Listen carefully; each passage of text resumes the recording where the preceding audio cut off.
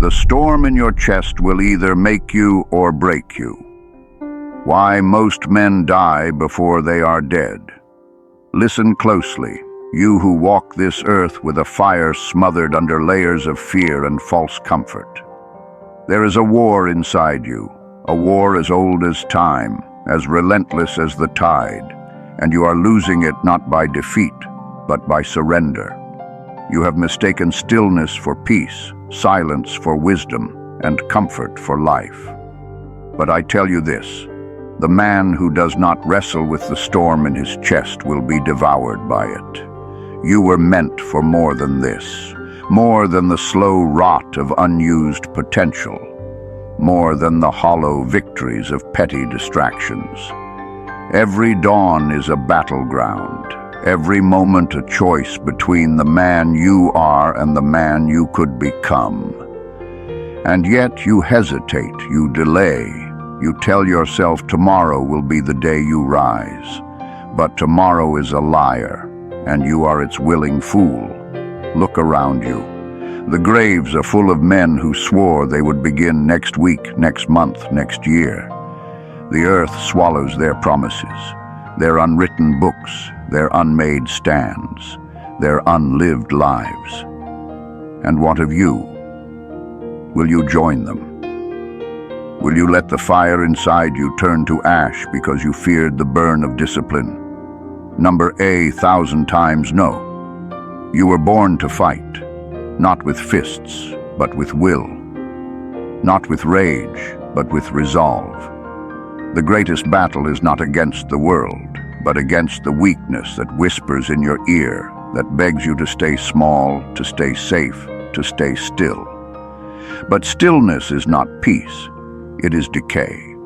The oak does not grow by avoiding the storm, it grows by standing firm against it. So stand. Stand even when your knees shake. Stand even when the world mocks your resolve. Stand even when the darkness inside you hisses that it is easier to kneel. The measure of a man is not in his victories, but in his willingness to bleed for them.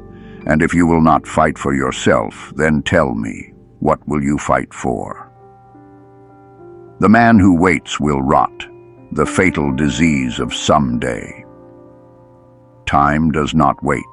It does not pause, it does not linger, it does not care. And yet you treat it as if it were a servant, as if it would bow to your delays, your excuses, your endless somedays. But I tell you plainly, the man who waits for the perfect moment will die with his greatness still inside him. You say you will act when the fear fades, but fear does not fade. It is outlasted. You say you will begin when the path is clear, but the path is never clear. It is made by walking. You say you will rise when you are ready, but no man is ever ready. He becomes ready by rising. This is the disease of someday. It is a slow poison, a thief in the night, stealing your days one by one until you wake to find your life has passed you by. And what then? Will you curse the heavens for your wasted years? Or will you face the truth, that you alone let them slip through your fingers? I have walked this earth long enough to know the bitter taste of regret. I have seen strong men wither, brilliant minds grow dull, and fiery souls reduced to embers, all because they hesitated when they should have leaped. Do not be among them. The hour is late. The clock does not stop. And the world has no use for a man who will not use himself. Your comfort is a noose around your neck, the slow death of the undemanding life. There is a grave being dug for you, not by time, not by fate, but by your own hands. Every hour you spend in idle comfort, every day you trade discipline for ease, you shovel another heap of earth onto your future corpse. You tell yourself you are living, but I tell you, you are dying by inches, suffocating under the weight of your own unwillingness to struggle. The modern world has sold you a lie, that happiness is found in safety, that peace is bought with surrender.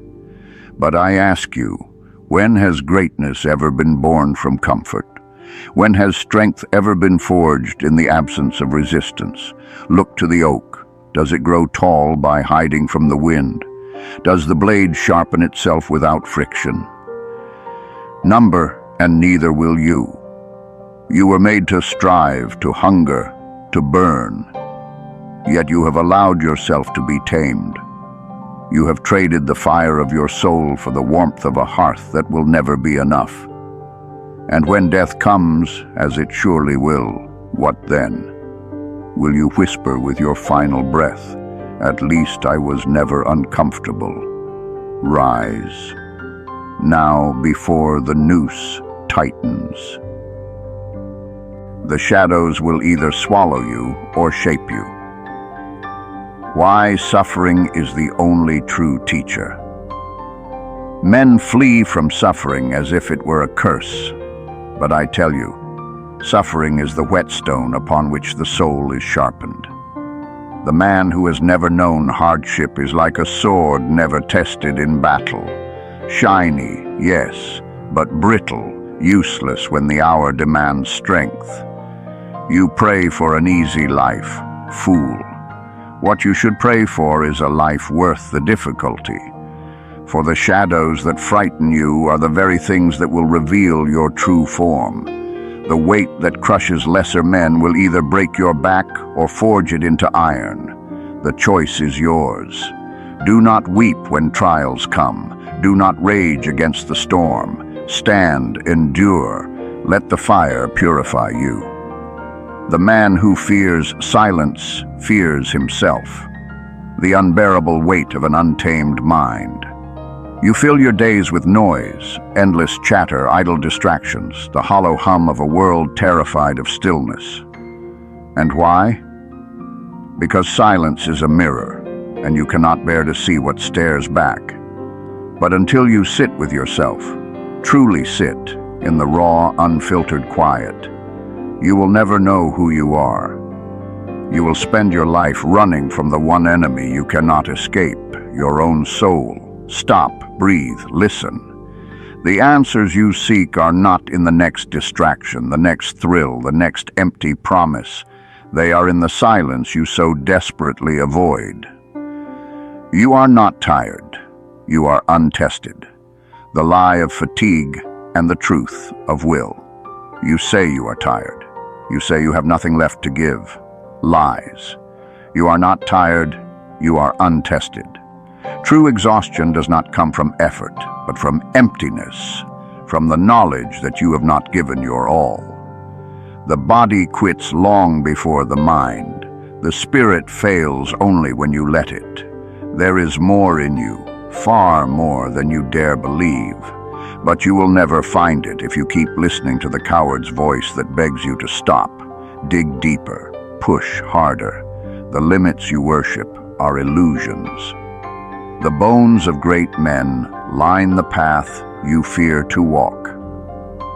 Why courage is not the absence of fear, but the bloody conquest of it. I have stood at the edge of cliffs where lesser men turned back. I have walked through valleys where the shadows whispered lies of weakness.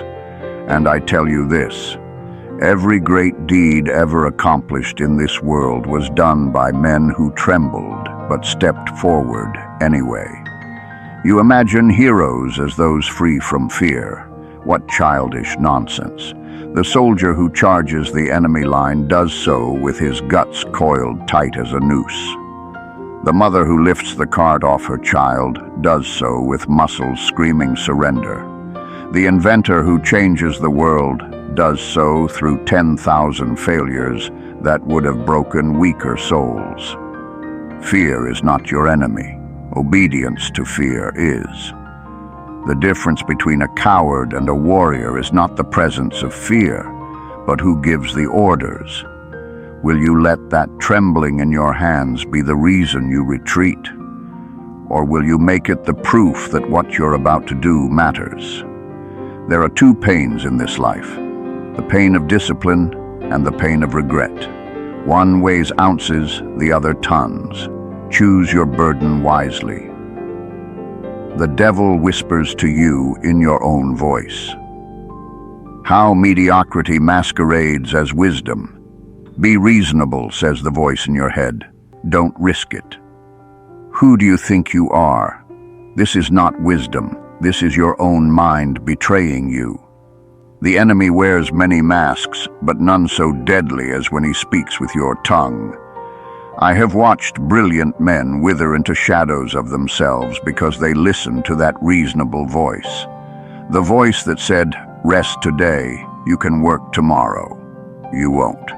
One drink won't hurt. It's never one. They're probably right about you. They're not.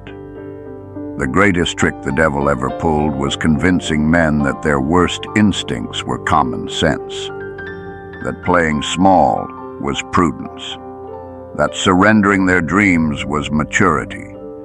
When that voice speaks, you must answer with fire. I recognize you, coward. You are not me. Then act, immediately, violently, against its advice. This is the only way to reclaim your soul. How civilization quietly murders greatness. They will tell you comfort is progress, that safety is virtue, that your shrinking life is the way things are meant to be. Lies, all lies. The modern world is a gilded cage, and you have been trained to love your bars. Consider the chair that molds to your body so you never strengthen your back. The screen that feeds you endless distraction so you never face your thoughts. The pills that numb your pain so you never develop calluses on your soul. This is not living. This is slow suicide by 1,000 concessions. Your ancestors crossed oceans with blistered hands and empty stomachs. They carved civilizations from wilderness with nothing but will and worn tools. And you hesitate to leave your heated home to walk across paved streets. I do not romanticize suffering. I respect its necessity.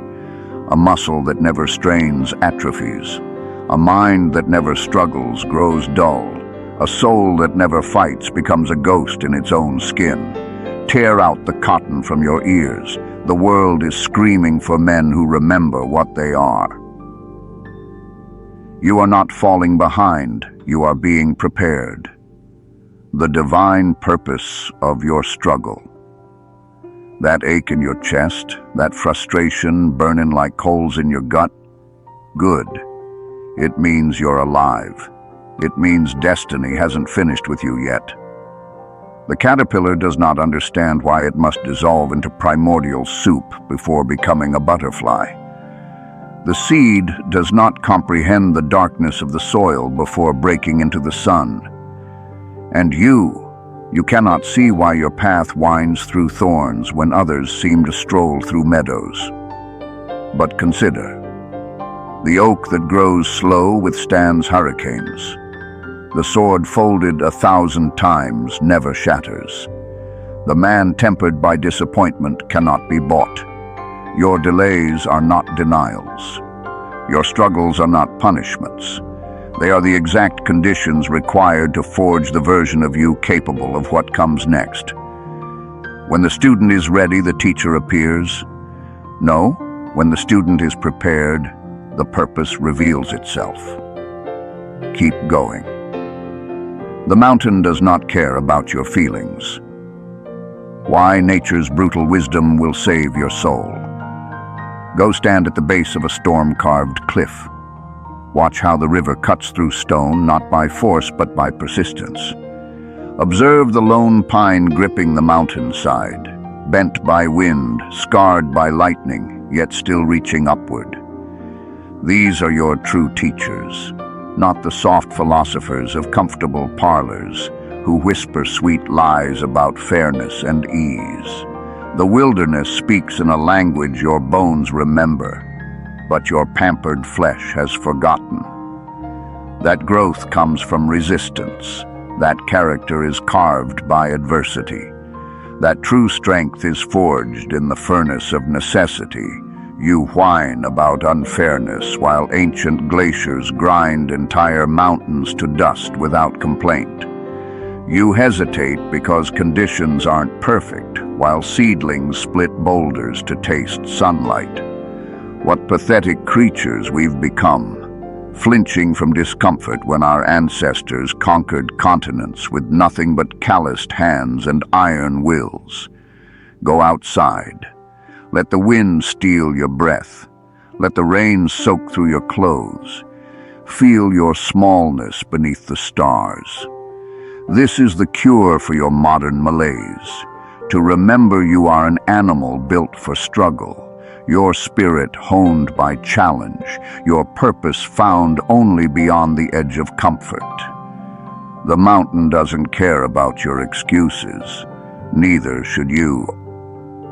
Your ancestors are watching from the shadows, the blood-drenched legacy you carry in your veins. In your weakest moments, when you're tempted to quit, I want you to imagine them standing behind you, all those who came before, the survivors of plagues and famines, the warriors who held the line, the mothers who labored in frozen fields to feed their children, the inventors who worked by candlelight after back-breaking days. They whisper in your DNA, after all we endured, you would surrender to this. Every comfort you enjoy was purchased with their suffering. Every opportunity you squander was dreamed in their blood. You disgrace their memory when you complain about trivial inconveniences, refuse to push through fatigue, choose distraction over destiny. You think you're tired? The woman who birthed your great-grandmother did so in a dirt-floored cabin after plowing fields all day. You think life is hard? The man who carried your name through the Civil War marched on bare, bleeding feet. They didn't survive the unimaginable so you could become soft. They endured so you could become great. Don't let their suffering be wasted on your weakness.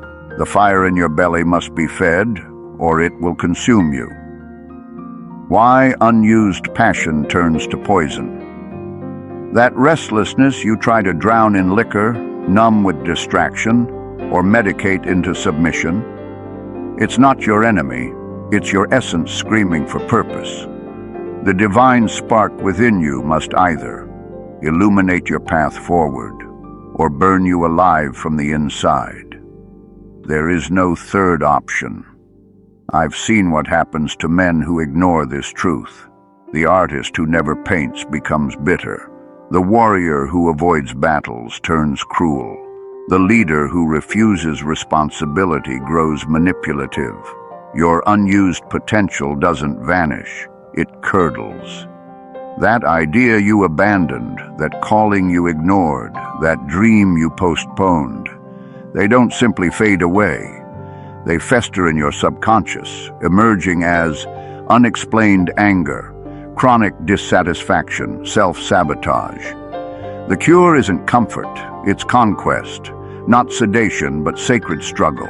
Find your mountain and climb it. Discover your battle and fight it. The fire doesn't want to be extinguished, it wants to be directed. Feed your flames with action or be consumed by them. The choice is yours. You were born in blood and fire. Stop apologizing for your strength. The sacred duty of dangerous men. They've tried to tame you, to convince you your power is something to be ashamed of, that your intensity is too much, passion is unseemly, ambition is arrogance. This is the world's defense mechanism against men who might actually change things. But remember, the same fire that warms the hearth can reduce a forest to ashes. The same hands that cradle a child can crush a threat. The same mind that creates can destroy. Your strength isn't the problem. Your reluctance to wield it responsibly is. The world doesn't need fewer powerful men. It needs more men powerful enough to control their power. Stop dulling your edges to make others comfortable. Instead, Hone your discipline to match your strength. Cultivate wisdom to guide your passion. Develop compassion to temper your might. A sword kept sheathed too long rusts. A fire constantly contained dies. You were made to be dangerous. Now become dangerous for something that matters. The lies you tell yourself are louder than any truth. How self-deception becomes your prison. You whisper sweet poison in your own ear each morning when you hit the snooze button. You spin elegant justifications for cowardice over dinner. You construct entire philosophies to explain why mediocrity is wisdom. Stop. Just stop. The greatest con man you'll ever know lives between your ears. He's been stealing your life one rationalization at a time. I'll start tomorrow, the oldest lie in hell's playbook. I'm just being realistic. Realism is the coward's word for surrender. This is just who I am. As if men haven't remade themselves through sheer will since time began. I've seen this charade play out too many times. The would-be writer who never puts pen to paper, the aspiring warrior who never lifts a weight, the businessman who never risks a dollar. They all share one fatal flaw. They believe their own excuses more than they believe in themselves. Here's the merciless truth. The man you'll be in 5 years is entirely determined by the truths you're willing to acknowledge today. Peel back the lies. Face what remains. Then build something real from those bloody, honest bones. Your enemies are not who you think. The 3 silent killers of greatness. You watch for enemies on the horizon when the real assassins are already inside the gates. These are not men with swords, but shadows with smiling faces.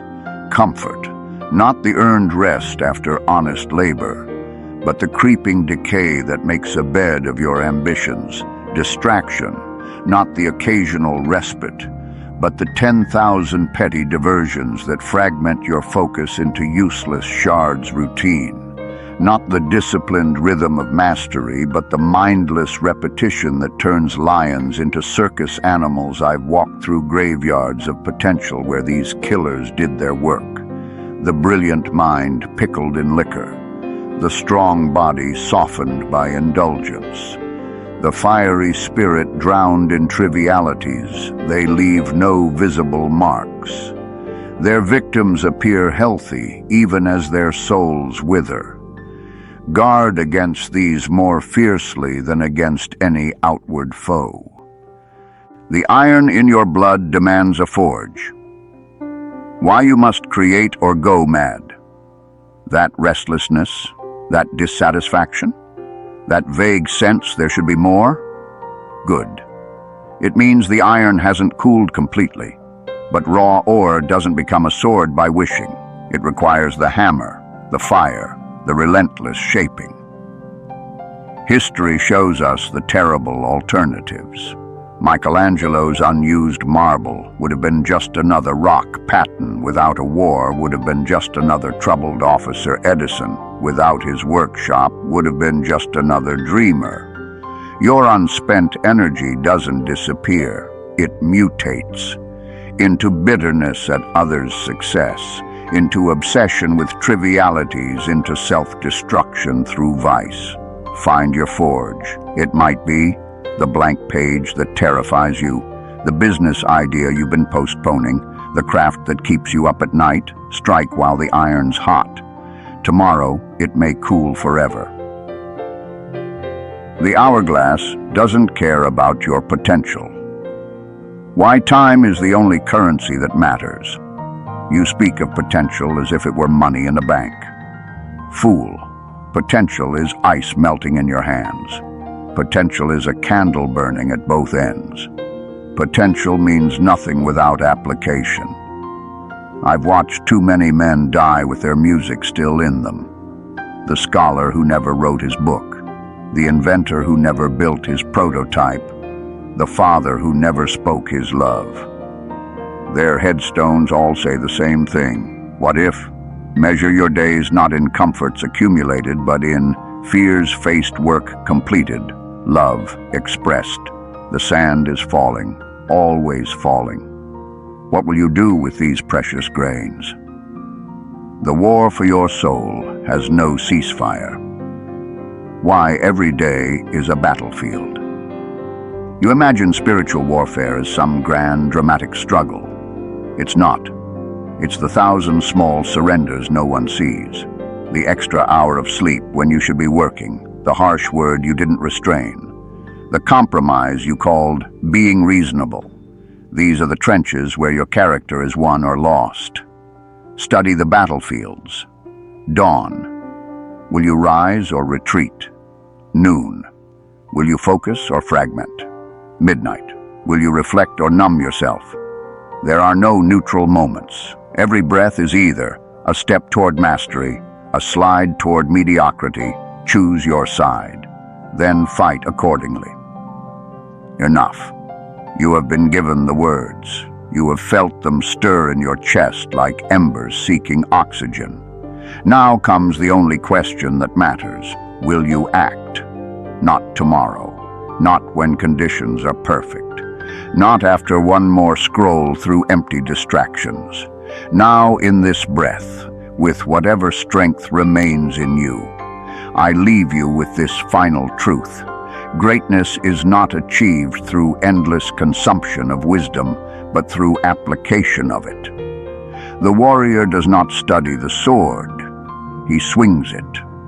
The sculptor does not admire marble, he strikes it. The man does not collect philosophies, he lives them. Close this volume, walk away from these words, begin the real work. The rest is silence.